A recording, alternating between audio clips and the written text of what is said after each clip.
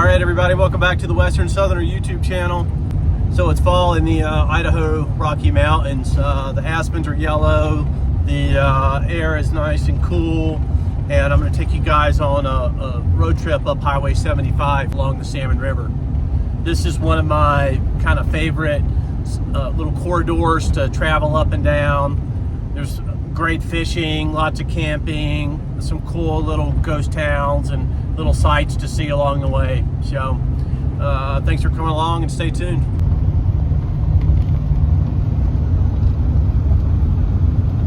Okay, so I'm at the top of Galena Pass right now.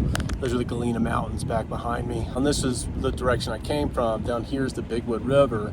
And then when we get on the other side of this pass, we cross into the Salmon River watershed. And the Salmon River goes all the way into the Snake River, which goes into the Columbia River, and then in the Pacific Ocean. So, all right, so we just came through the pass, and these are the Sawtooth Mountains out in front of us here. The Salmon River runs down in that valley, and we're going to drive all the way past those mountains and keep following the river further and further downstream. Here's the Salmon River. All it is a little creek, just the start of it. We're coming into the town of Stanley, Idaho. It's a big time destination. But the exciting thing about Stanley is that it's up against the Sawtooth Mountains, and there's just so much fun stuff to do. Still smoke from fires out there. Coming around to Mormon Bend. This is a pretty big campsite down here. Usually it's open late season and early season. There's several hot springs in this area too along the highway. Generally it's frowned upon to kind of give out the location of those. But if you come up here and drive the highway and you can figure it out.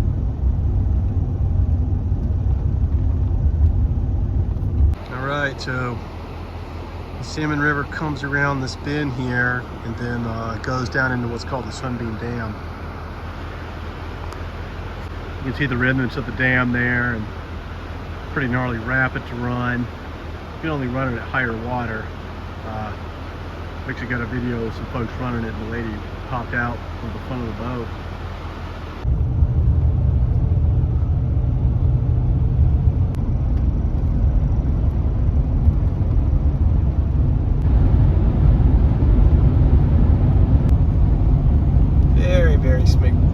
Very thick smoke in here. Wow. We might have to change plans.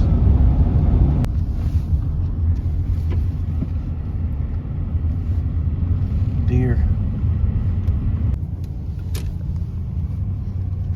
Old bridge pylon. Interesting. All right, smoke's really thick, so we're gonna drive back, well, upriver technically, and find a place to camp. Look at that sky. You can even see that crescent moon out there. People camp down here, but there's like no smoke, and it's pretty wide open. All right, so the campsite I pulled into had some guys listening to Hank Williams Jr. real drunk and real loud, so I decided to come down the road here, set up camp, and kind of wind down.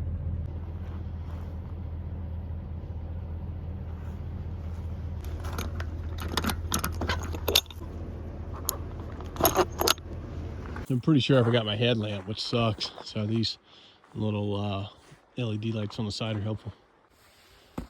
Got my headlamp. I got this little thermometer. I always clip this on the outside so I know what the temperature is outside. Ooh.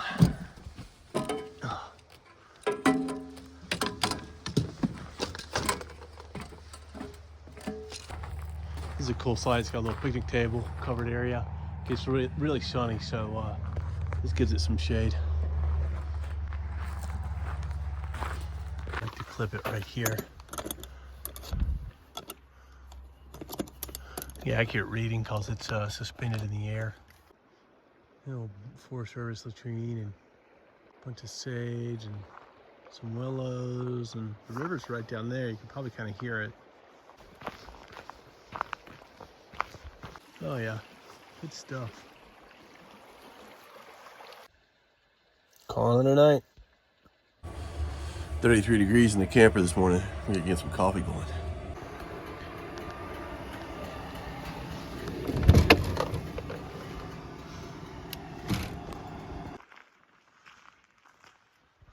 Sun's coming up. This is a great spot when it's cold because snow melts off pretty easily.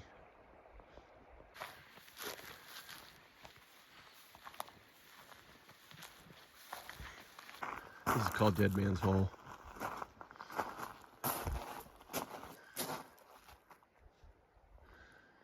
All your basic kind of rules for things. I installed this old well here, and this thing works. You know, you start pumping a handle and water runs out. And monitor. Made in Evansville, Wisconsin.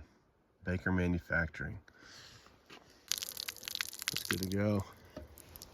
Crank on it and it'll really move some water.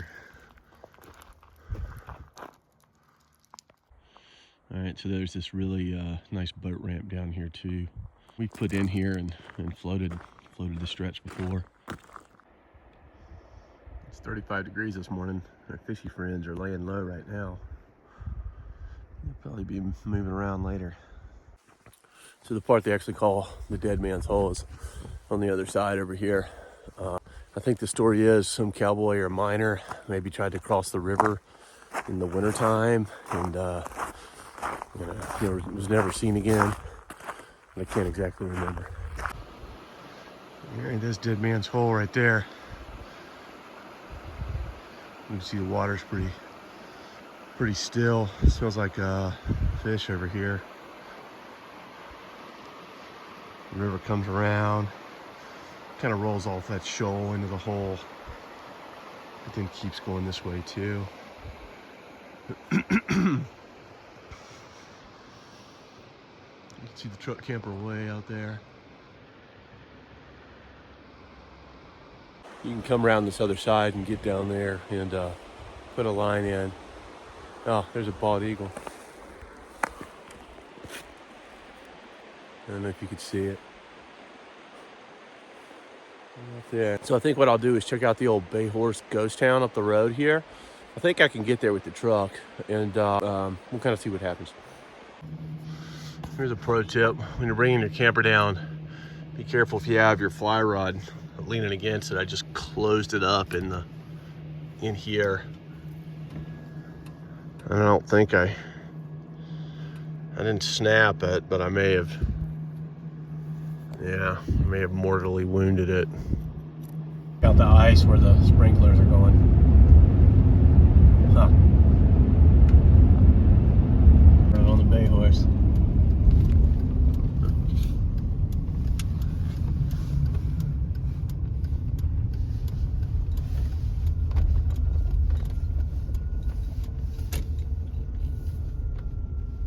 Warning, steep, narrow road, not recommended for large vehicles, limited turnaround. Ugh. Huh. So we'll ride up here a little bit and see what we find. Some pretty good beaver dams in here. One there and one there. Oh, there it is. I can see it.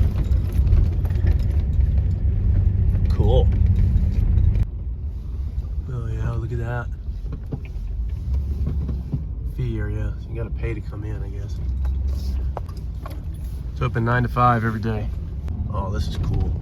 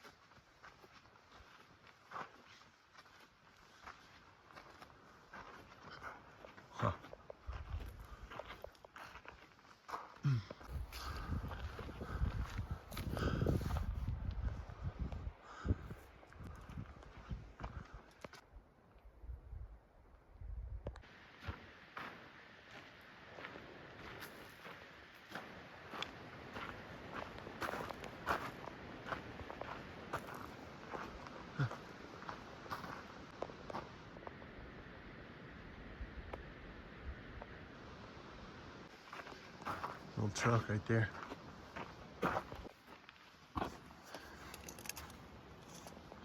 Safe. Filled with concrete, it looks like. I am walking up this path behind town, see what's up here. Not quite sure what these are. Oh, charcoal kilns.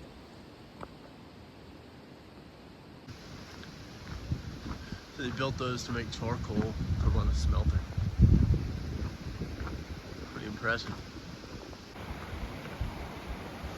Boy, look at those leaves.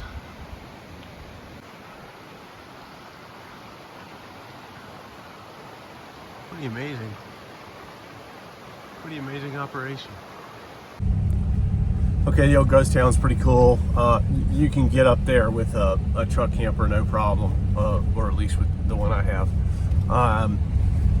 Another 4 miles up this road, there's a lake and a campground, and I talked to a state park employee, and they said that there's still water up there and there's fish in it, so we're gonna go get a look at it and just kind of check it out. I guess this thing will kind of be up in the high country, so we'll see how it goes. All right, this gets kind of steep and bumpy pretty quickly, so just a heads up with that. All right, this road is long and steep. It's not too rough, but it's a little gnarly. Kind of came to a big meadow. It looks like you can drive out and camp over there. All right, this is pretty cool up here. Holy moly, big meadow. Trailer parking, boat launch. Are we fishing this bad boy? Oh, there's a bald eagle. Just took off. He was sitting on that post. Damn, I got a dock over here. Making some cash from this dock, and there's like fish jumping way out there.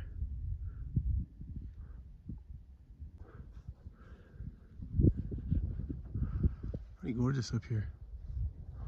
I'm pleasantly surprised.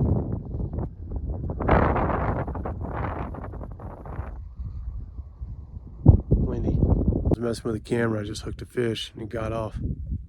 Got him.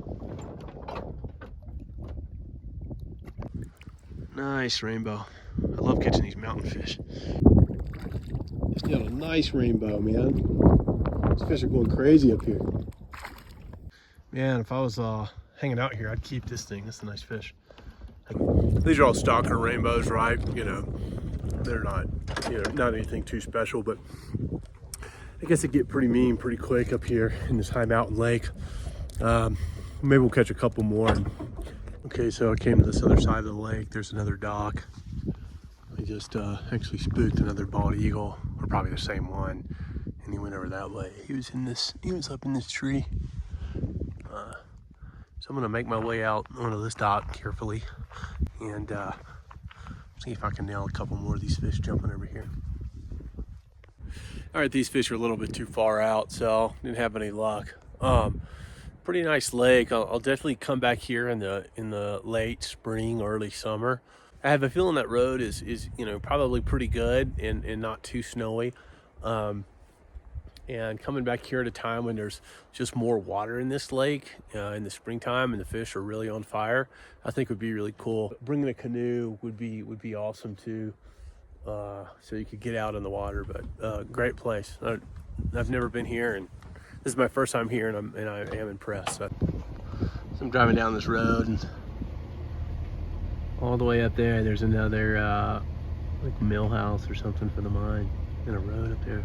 So I'm realizing that they were just kind of digging out all along this area and bringing the ore down to be processed. Even right there, there's some old pits. A great view out that way as well. But this road is steep. You can bring a truck camper up it. You can certainly bring a truck, but maybe a small trailer and a big truck. But I don't know if I would want to try to drag like a fifth wheel up here. The road's narrow, and if your rig was too tall, you'd hit something. So So yeah, you know, Sprinter van, that whole world, you're good with that. All right, we're gonna make a couple casts on the bridge here. Water looks good. So my like anti-lock brake light is on the dash on this thing, so that road was really steep. If you're coming down it, make sure you use your transmission to slow your vehicle down. I did that some. I should have done it more though. Brakes are working, but obviously there's some kind of malfunction. So.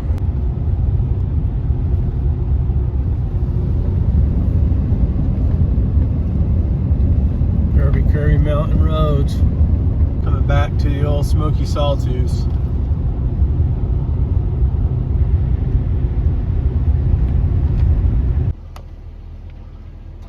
All right, so I'm driving back here and you can kind of see the White Cloud Mountains out there way off in the horizon. There's white tips, white mountaintop, that's why they call them the White Clouds, I guess. We're headed back over Galena Pass here. A little bit of color on the mountain up there. All right, everybody, that was a pretty fun little trip up Highway 75 here. The Bayhorse ghost town was pretty cool, and the lake up there in the mountains was even better. So I was hoping to hang around a little bit further north, but that smoke, you know, was just really bad, and that's pretty typical. You know, late summer, early fall out here in the mountains. So we had to adjust the plans a little bit, but it was still a good time.